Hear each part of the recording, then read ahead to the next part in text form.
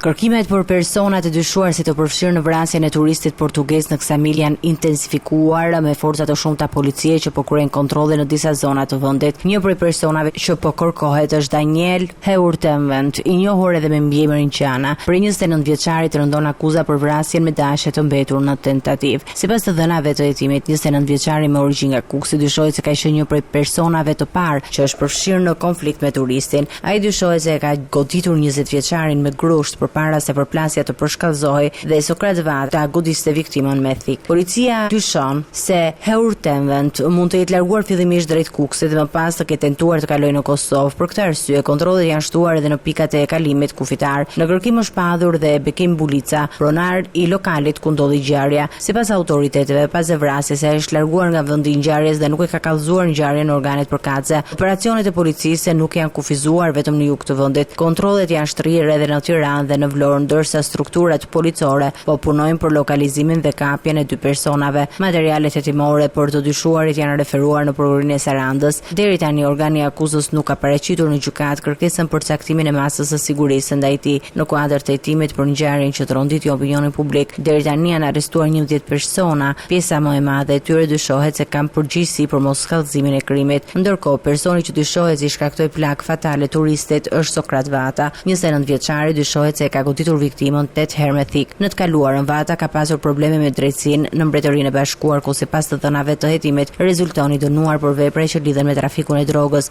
armbajtjen dhe drejtimin e rrezikshëm të automjetit. Policia vijon operacionet për kapjen e dytë të shpadhurve në kërkim, ndërsa hetimet po vazhdojnë për të dokumentuar rolin e secilit prej personave të përfshirë në konfliktin që përfundoi në vrasjen e turistit.